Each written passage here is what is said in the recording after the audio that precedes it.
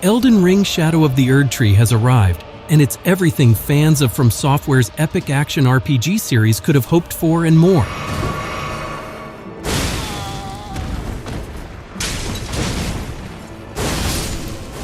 This highly anticipated expansion takes players deeper into the dark and intricate world of Elden Ring, introducing new lore, formidable enemies, and expansive environments to explore.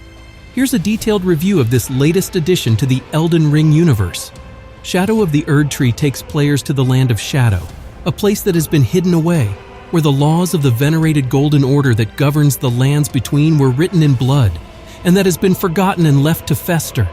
Battling through the Land of Shadow's numerous castles, caves, and crypts delivers precisely what you want from a FromSoftware game, and what made Elden Ring an open-world masterpiece when it was released 2 years ago.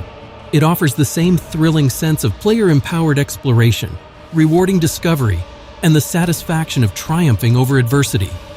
These aspects of Elden Ring are all as potent in Shadow of the Erdtree, but the game's subversions are the most striking.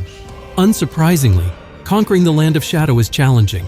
Even if you've completed the base game and have spent hundreds of hours scouring the lands between for weapons, spells, and items while leveling up your tarnished warrior, the Land of Shadow renews the sense of challenge by once again stacking the odds against you. Every battle in the DLC is hard-fought, with everything from roving mobs of soldiers and immortal skeletons to legendary warriors and beings from the outer reaches of the cosmos being deadly threats. Bosses require careful observation and precise execution to overcome. More so than in the lands between, players may find themselves frequently switching weapons and strategies to meet the needs of each challenge. Early on, when facing a particularly aggressive boss wielding 2 swords, one might opt to add a shield with a parry ability to their build, allowing them to negate some damage and create opportunities to counterattack. In another fight, keeping the opponent at arm's length with a weapon that has longer reach, while also buffing oneself using magic and items to enhance attacks, can be an effective strategy. Shadow of the Erdtree provides an excellent mix of bosses that test players' skills and understanding of encounters, with many being jaw-dropping spectacles that showcase FromSoftware's talent for creating weird and majestic creatures that make players feel fragile. The real magic, however, is in the exploration, which leverages FromSoftware's unrivaled skill at creating memorable worlds. The Lands Between has an impressive range of locations to adventure in the vast fields of Limgrave, the magical academy of Raya Lucaria, and the depths of the Siofra and Ainsel rivers, to name a few.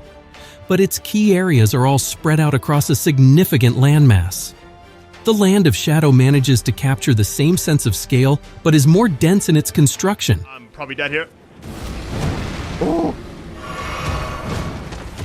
This means you're moving from one memorable location to the next in quick succession, and each location has that handcrafted feel that you wouldn't expect from an open-world game. They have distinct color palettes, lighting, architecture, enemies, and sounds, all of which come together to evoke a very particular mood and atmosphere. The expansion boasts plenty of new weapons, spirit ashes, ashes of war, spells, and outfits to find, including my new favorite headwear pictured above, which is dropped from one of Shadow of the Erdtree's early bosses.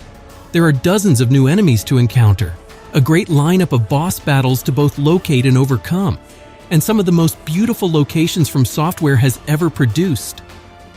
The majority of the player's Elden Ring experience in the past had been on PC, but Shadow of the Erdtree was played on PS5 for this review.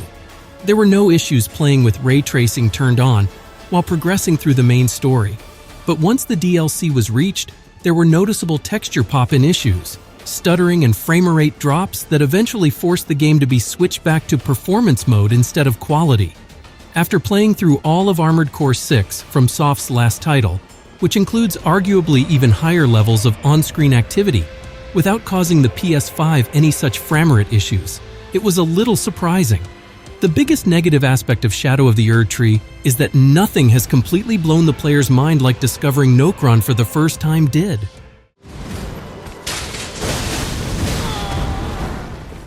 The most exciting reveals aren't mentioned here, but if Shadow of the Erdtree suffers from anything, it's the sheer scope and scale of its own base game.